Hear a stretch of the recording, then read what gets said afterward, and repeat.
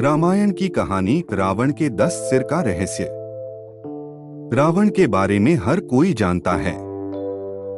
वह राक्षस वंश का था और उसके द्वारा की गई गलतियों के कारण हर साल दशहरे के दिन रावण दहन भी किया जाता है। वैसे क्या आपको मालूम है कि महान विद्वान और पंडित होने के साथ साथ रावण भगवान शिव का परम भक्त भी था। एक बार की बात है, रावण ने सोचा कि क्यों न अपने आराध्य शिव जी को प्रसन्न किया जाए। यह विचार कर वह तपस्या में लीन हो गया। बहुत समय तक तपस्या करने के बाद भी शिव जी प्रसन्न नहीं हुए, तो रावण ने अपना सिर काटकर शिव जी को अर्पण कर दिया। इसके बाद उसका सिर फिर से जुड़ गया। इसके बाद उसने फिर से अपना सिर काट दिया, लेकिन उसका सिर फिर से जुड़ गया।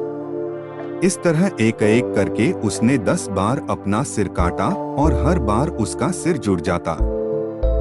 रावण की इस तपस्या को देखकर शिव जी प्रसन्न हो गए और उन्होंने वरदान के साथ ही उसे 10 सिर भी दे दिए। इस तरह रावण का नाम पड़ा दशानंद पड़ा। रावण के 10 सिर होने को लेकर इस कहानी के साथ साथ कई अन्य कहानियां भी प्रचलित हैं। ऐसा कहा जाता है कि रावण 10 सिर नहीं थे, वह सिर्फ 10 सिर होने का भ्रम पैदा करता था। वहीं कुछ का यह भी मानना है कि रावण 6 दर्शन और 4 वेदों को जानने वाला था, इसीलिए उसे दसकंठी भी कहा जाता था। शायद इस कारण से भी उसे दशानंद भी कहा जाता था। कुंभकर्ण की नींद। रामायण में रावण के भाई कुंभकर्ण की भूमिका भी अद्भुत है। वो अपने विशाल शरीर और अपनी भूख से ज्यादा अपनी गहरी नींद के लिए जाना जाता था। माना जाता है कि राक्षस वंश का होने के बावजूद कुंभकर्ण बुद्धिमान और बहादुर था। उसकी ताकत से देवराज इंद्र भी ईर्ष्या करते थे। एक बार रावण, कुंभकर्ण और विभीषण एक साथ ब्रह्मदेव की तपस्या कर रहे थे। उनकी तपस्या से प्रसन्न होकर ब्रह्मा ने उनसे वर मांगने के लिए कहा। वहीं दूसरी ओर इंद्र को डर था कि कुंभकर्ण वरदान में कहीं स्वर्ग का सिंहासन न मांग ले।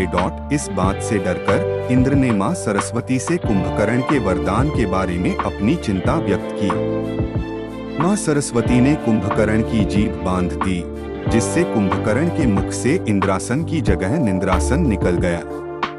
इससे पहले कि कुंभकर्ण को अपनी गलती का एहसास होता, ब्रह्मा तथास्तु बोल चुके थे। रावण सब कुछ समझ गया था। उसने ब्रह्मा से उनके दिए हुए वरदान को वापस लेने के लिए कहा। ब्रह्मा ने एक शर्त के साथ उस वरदान को वापस लिया कि कुंभकर्ण 6 मंथ सोएगा और 6 मंथ तक जागता रहेगा। इस बात को रावण ने मान लिया। कहा जाता है कि जब राम रावण का युद्ध हो रहा था, तब कुंभकर्ण सो रहा था। उसे जगाने की कोशिश की गई, बहुत प्रयास करने के बाद ही वो नींद से जागा था।